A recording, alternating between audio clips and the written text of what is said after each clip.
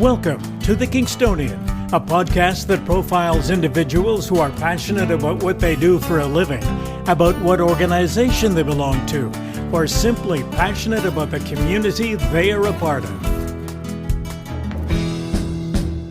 Hello everyone, and welcome. My name is Dave Cunningham. The Greater Kingston Chamber of Commerce has been the voice of business in our community for 180 years.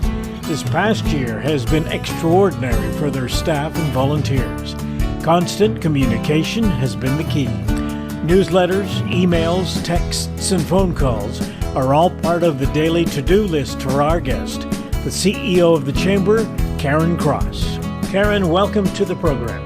Thank you for having me. I'm looking forward to it. We are going to talk about a few different things, and before we get into your passion for working at the Chamber and exploring some of the things that the Chamber does, can you give me a brief overview of what the Chamber is? I think some people still think it's an offshoot of City Hall. Yes, you are correct. People do think that, but the Chamber is a nonprofit, nonpartisan organization with a 16-member volunteer board of directors that's coupled with many volunteers who also sit on a variety of committees. We're solely funded by our members and the programming we run, which helps us remain nonpartisan. And then we have a small staff. We did some restructuring of our staff and our responsibilities, so we have more of an opportunity to interact with our membership and the business community as a whole. Now let's go back 2.5 years. You've spent significant periods of time at that time in retail and banking and government and tourism. You've been made aware of this opening at the Chamber, and I'd like to know what you were thinking at the time about this particular opportunity. Well, when the opportunity presented itself, I was at that time looking for a role that was going to encompass all the different segments and sectors I'd worked in, from business to members to customers to creating experiences to being able to interact with a wide variety of stakeholders internally and externally. And this presented itself as a great opportunity for that. So I thought I'd throw my hat in the ring, and I'm glad I did. Now, when we look at the people that you did work for in the past, so big banking, we had Tabby, which is an outfit that sells women's clothing, and that's for the gentlemen who may be listening who don't know what Tabby is all about. And also time spent at OLG, and I think everyone knows what OLG is. All big companies, all very different companies. What skills do you think that you've brought from those companies that you are now applying to the work you're doing at the Chamber? Well, from my retail experience, there's a couple of big pieces there. One was being able to manage multiple locations from a distance, so really focusing in and honing my communication and my listening skills. And then along with streamlining processes, ensuring we had more time with our customers and less on administration and product management. So those are the two big key pieces from retail. And then from OLG, the big takeaway there was really about building stakeholder relationships, both internally and externally, cross-functional teams across different channels of a business. And really the big piece there was understanding the customer needs, understanding that it has to be factual based, who the customer is and what it is they want and why am I doing this. So I had one great leader there who said, Karen, it's all about the so what.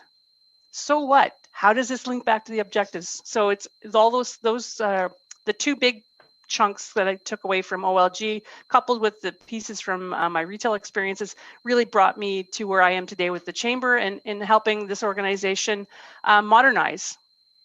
You've already alluded to the fact that you have a board of directors of 16 volunteers. There are other volunteers who help that board do some of the things that you do.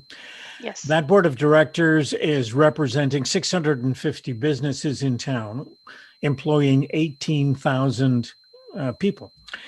Now, that's a lot different from what you've been doing in the past. You have a small staff that's been tasked with the idea of preparing for meetings and for webinars and for different opportunities. I'm looking at the volume of people that you are representing and working for and the small staff that you have. That's a tall order. It is a tall order, but I think one of the things that I did do starting last year and into this year did that restructuring, as I mentioned earlier in the conversation, was we do have a small staff of 3 permanent staff at the Chamber. We are recruiting right now for a 3rd person who will be our policy and communications advisor. But what I've done is I've have a couple of contract positions who aren't in the office, but they work on contract, and one is around our media and our social, and one is our accounting and our finance, is all done external to the actual office, which gives the 3 of us who are in the office much more opportunity to meet and connect with our members and the business community as a whole. Because to your point, there's a lot of moving parts within a chamber with a base of 650 members and 18,000 employees.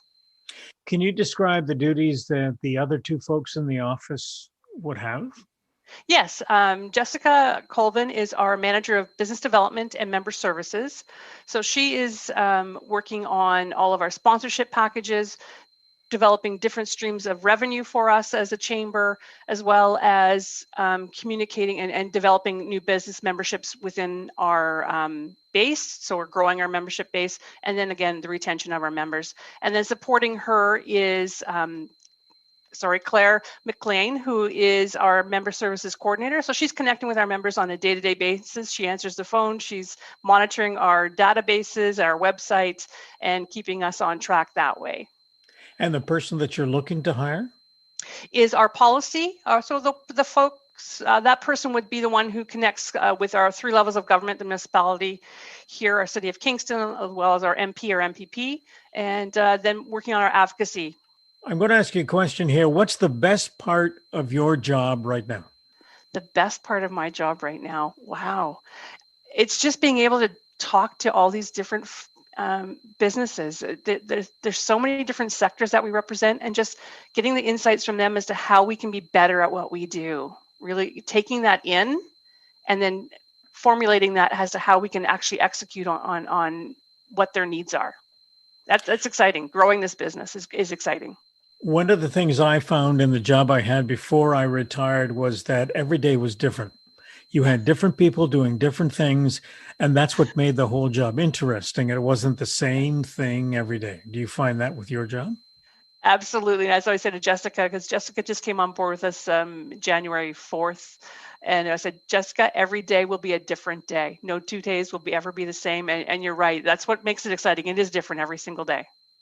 What's the most challenging part of your job? Most challenging part of my job is being able to connect with as many people as I need to connect within a day. There's just not enough hours in the day to be able to reach and have those conversations that you want to have. Do you find these days, now I know that a lot of people simply get in front of the computer and type out an email or a text as opposed to picking up the telephone. What do you find is the most effective way for you to try to get to as many people as possible? It's a combination of those things. I do send out emails, but what I'd like to do is send out an email to say, hey, can we connect and have a conversation? Here's what, and then I asked for the time. Do you have 15, 20 minutes for me?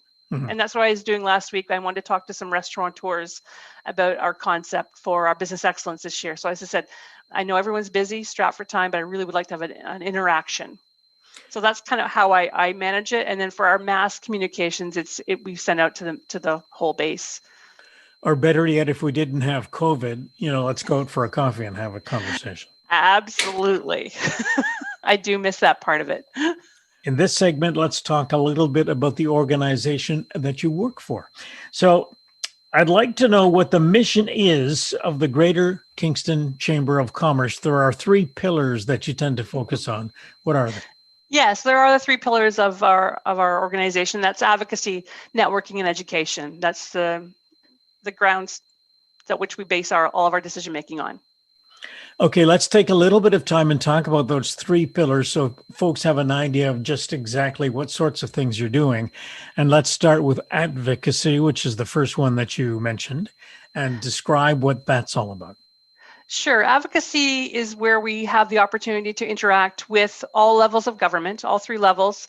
And it provides our membership with an opportunity to know if they need to have something brought forward to government. We're that kind of that middle person that can bring them to the government on whatever that issue might be. We do have an advocacy committee that works on a variety of different channels at any particular moment, and we just stay really quite nimble because we're never quite sure what will come up that will be a cause that our members need us to reach out to an MPP or an MP or the mayor of our city. Now, I know that you have an annual event that takes place in January, I believe, is it not? Where you bring the mayor, the MPP, and the MP together to talk about issues. Normally, it's a breakfast. Describe what kind of relationship you have with those levels of government, those particular individuals. We have a great relationship with all three of the gentlemen. Our State of the City is one of our keynote events that we do hold in January. And actually in 2020, we held 4 different State of the Cities so that our membership had the opportunity to speak with Mayor Patterson, MPP Ian Arthur, and MP Mark Gerritsen. And our relationship is solid. And that's one of the surprising things to me when I took on this role was I didn't realize I'd have those ability to be able to pick up the phone and call any one of their offices and have a conversation with them about a challenge or an opportunity that we see for the membership or the business community as a whole. I think some of that has to do with the 180-year history of the Chamber of Commerce. There's some that might have a little bit of something to do with it. The other thing you mentioned was networking. I think people know what that is, but describe what it is in the context of the Chamber. With the Chamber, it's an opportunity for business owners to get together to have a conversation around their shared challenges, their shared expertises, and moving back and forth. And through COVID, we really saw the benefit of networking. We launched the end of March, at the beginning of the pandemic, twice weekly networking opportunities online. And it was just so brilliant to see them supporting each other and supporting each other with their areas of expertise to help someone else, or, hey, I've tried this, maybe you want to try this avenue. It was just a really great opportunity to see it come together in that context. Now, when you talk about launching something online at the end of March, what sorts of things, like how would it look if I was looking at it? It was, we started off with calling it Coffee and Conversation. So just an opportunity, grab a coffee and let's chat as a group for 30 minutes, an hour, whatever it looked like. And it was an opportunity just to have those conversations amongst themselves. And they were very well received. And they were probably 50 to 60 people on calls at the very beginning. And then it got to the point, well, hey, I need to know more about how I need to clean my business. So, okay, let's find the expert that we have in the Chamber on that, and then brought them on to have that conversation. And we actually partnered with our neighbors from Napanee Chamber of Commerce, so that they had the opportunity to listen in on our conversations as well and to help support them. Now, some of the things you would have done if there was no pandemic, going back historically, there have been expos and gatherings in different halls and arenas and stuff like that. Mm-hmm. Yes, we've done a couple of really quite interesting ones. We started in 2019 with Beers and Business Advisors, where we are at a bar and we have 3 experts sitting up bar stools with a beer and just having a conversation around their areas of expertise. A lawyer, an accountant, and a banker was our first one, and then we went to virtual this year. But those are the kind of things where people can just have a chance to chit chat, talk to each other, advertise their own business, showcase their own businesses. The trade show aspect of it is a little bit, but we're trying to step away from the trade show part of it a little bit more and have people actually interacting and not have that table between them and the consumer, so that we have that opportunity to have some B2B and C2B as well. Education is the third component. What are you doing now with respect to education? Again, it's back to the webinar piece. It's still all online, but again, it goes to, we've had a variety of different organizations come on to help our members through the tax piece of it. MMP's done a presentation for us. CRA came on and did a number of presentations around how things are going to look and how to access different funding. We've actually had another one was, we've had a couple of politicians as well. Not so much educational around that part of it, but again, helping members know where they can go to get what they need and what level of government will help support them in that. So it's a variety of things. And mental health was another big one that was educational. we thought would just be more informational, but it became a much more educational piece. And that's where we're now looking at more events along that streamline of how we help employers become more educated to mental health so that they can then cascade that down throughout their organizations. What would we do these days if we didn't have webinar availability to us? It would be difficult to get the information out there. It would be very difficult. Like you say, you have to hire somebody on the outside to come in every once in a while and say, how can I upgrade my system so it's more usable or more user-friendly or whatever?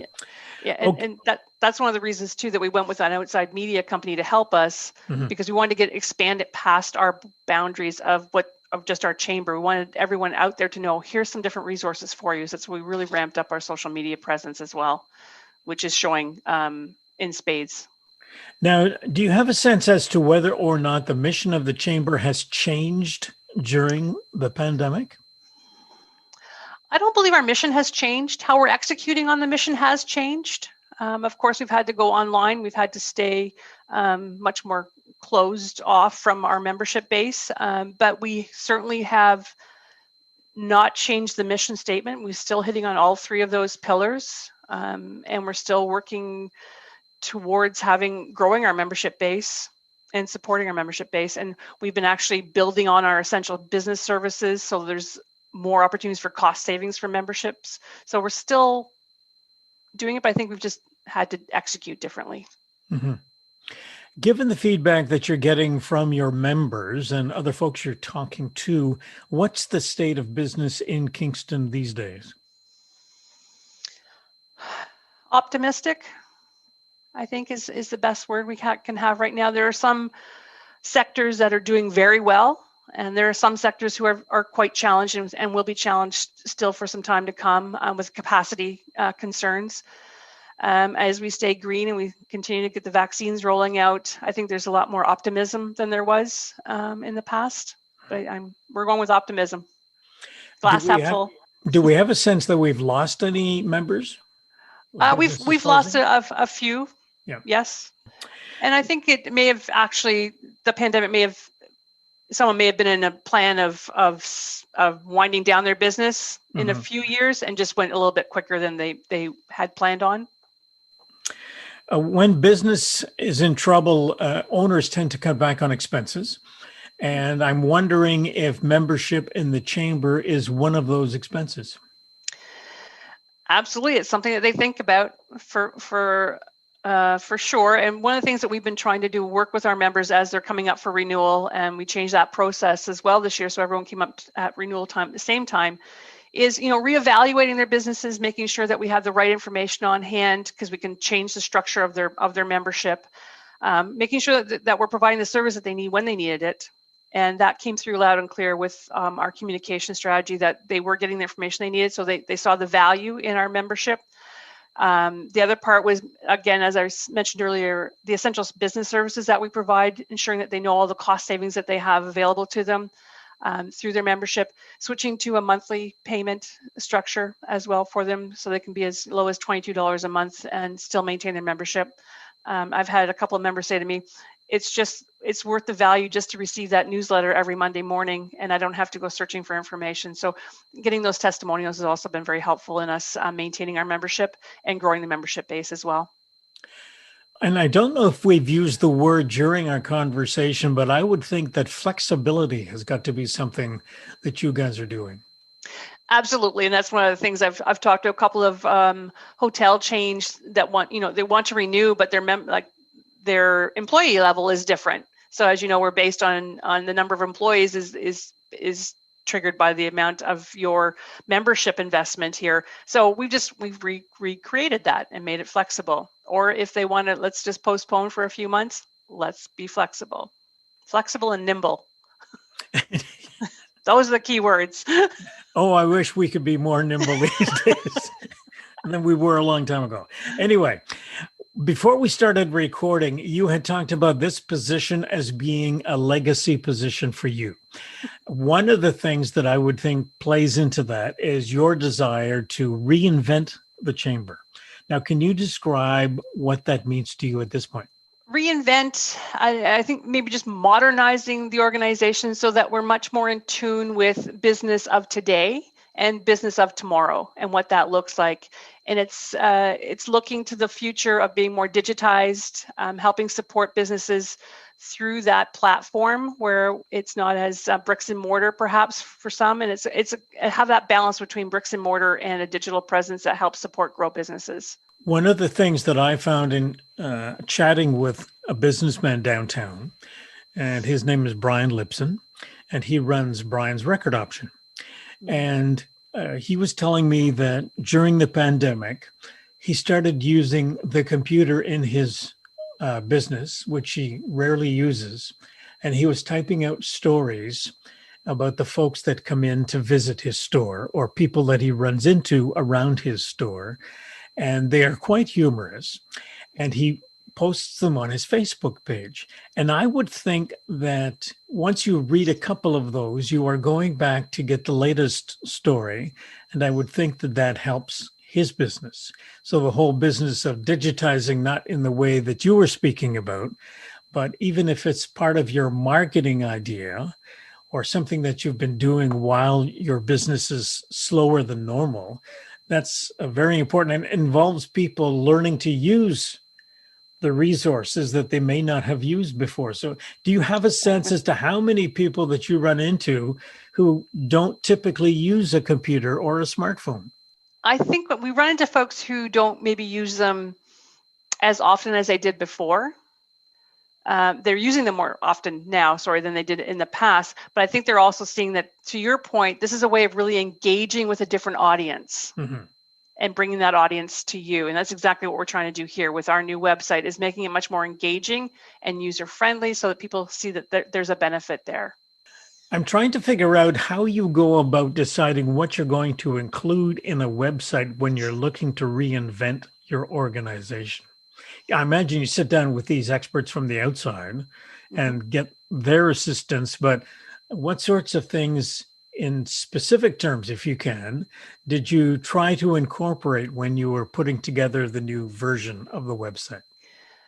The main thing for me is going back to the digitizing part of it was our member directory, because that is the key piece for folks to come and find other businesses and businesses to be able to advertise. It's another avenue for them to showcase their business.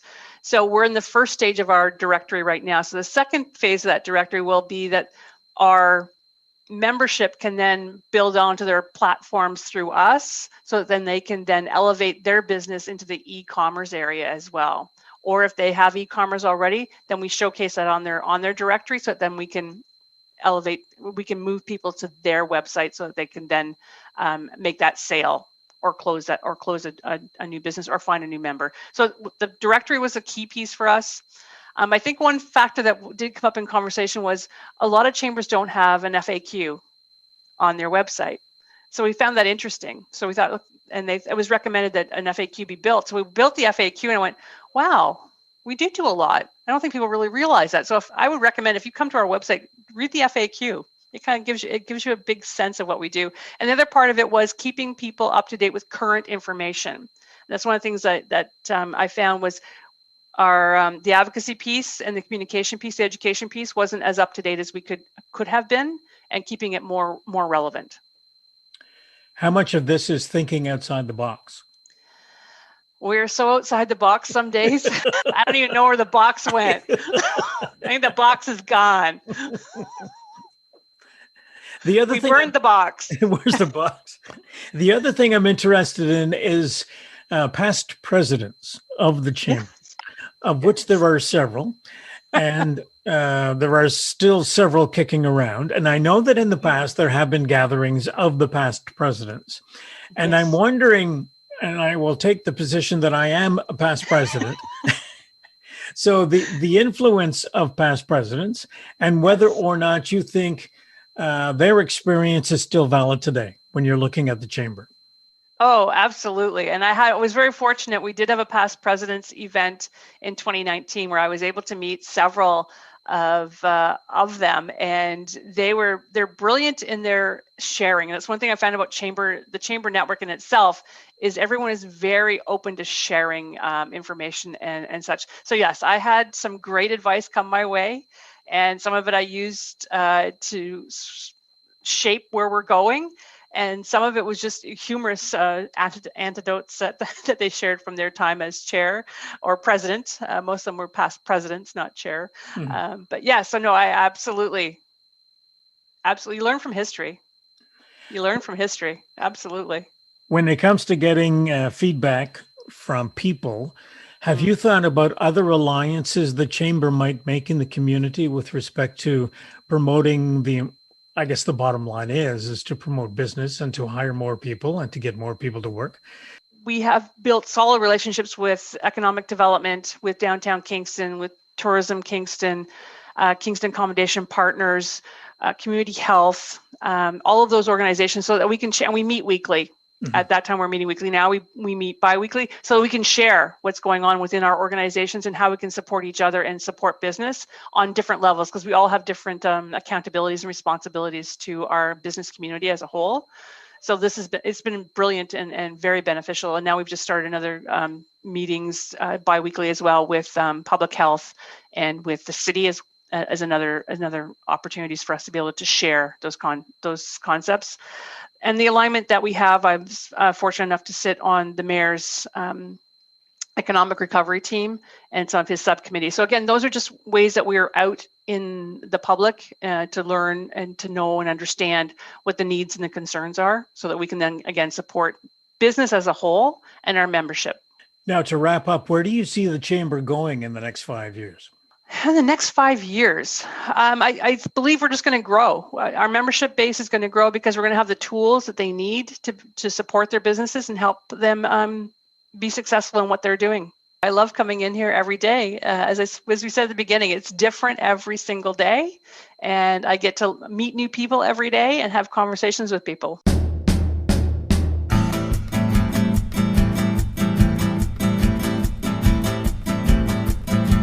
Theme music for the program is Stasis Oasis, a tune written and performed by Kingston musician Tim Aylesworth. If you have any questions, comments, or suggestions about any of our episodes, please send a note to the Kingstonian Podcast Facebook page. This is Dave Cunningham from Kingston, Ontario. Thank you for listening. Until next time.